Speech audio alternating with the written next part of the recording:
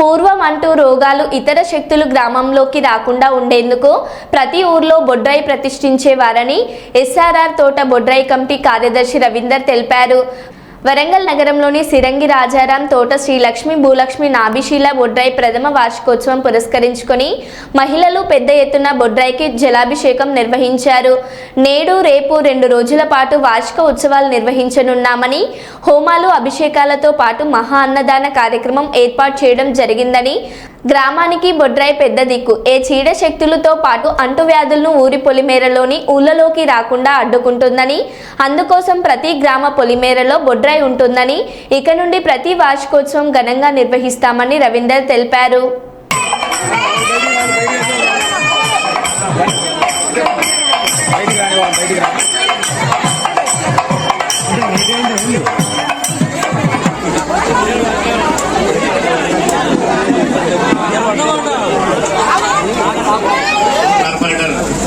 రవి గారిని మాట్లాడాల్సిందిగా కోరుతా ఉన్నాం.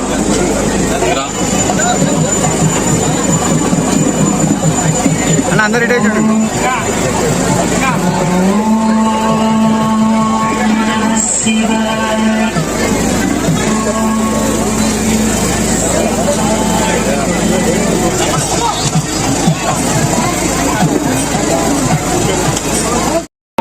సిరంగి రాజారాం తోట బొడ్రాయి ప్రధాన కార్యదర్శిని మాట్లాడుతున్నాను.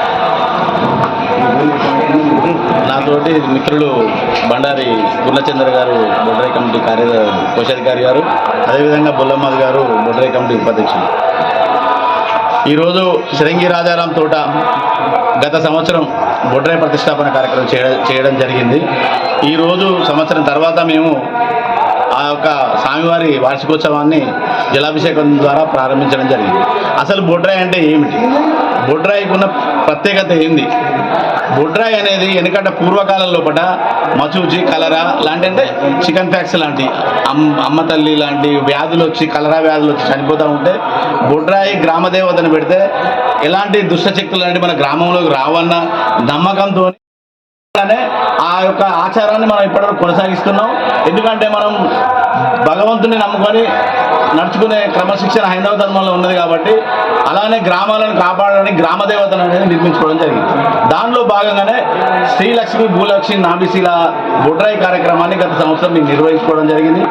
దేదీప్యమానంగా దిగ్విజయంగా పూర్తి చేయడం ప్రజల యొక్క సహకారంతో, ముఖ్యంగా ప్రజల యొక్క సహాయ సహకారాలతో చేయడం జరిగింది తప్ప ఎలాంటి రాజకీయ నాయకులు మాకు సహకరించలేదు. ప్రజలే ముందుండి ప్రజల సహకారంతోనే ఈ యొక్క బొడ్రాయి ప్రతిష్టాపన కార్యక్రమం జరిగింది. ప్రజలకు మీ ద్వారా ముఖ్యంగా ధన్యవాదాలు తెలియజేస్తా ఉన్నాం. అదేవిధంగా రాబోయే రోజుల్లో సిరంగి రాజారాం తోటలో మన హనుమాన్ దేవాలయం చాలా శిథిలావస్థలో ఉందండి, దయనీయంగా ఉంది. మీరు వస్తే చూస్తే కూడా మీరు బాధపడతారు.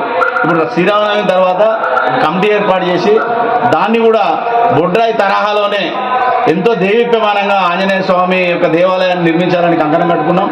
కాబట్టి ఈ యొక్క మేము ప్రజల నుండి సేకరించిన ప్రతి రూపాయిని, సమాచారాన్ని ప్రజలకు అందజేయడానికి కారణం ఏంటంటే, మేము గుడి నిర్మాణం చేయదలిచినాం కాబట్టి ప్రజలు ఈ యొక్క లెక్కలు చూసుకొని ఈ యొక్క కమిటీ వారు క్రమశిక్షణతో పనిచేసిళ్ళు, వీళ్ళు ఏ కార్యక్రమం చేపట్టినా వీళ్ళకి సహకరించాలని ప్రజలకు నమ్మకం కలిగించడానికి మీ యొక్క కార్యక్రమాన్ని తీసుకోవడం జరిగింది.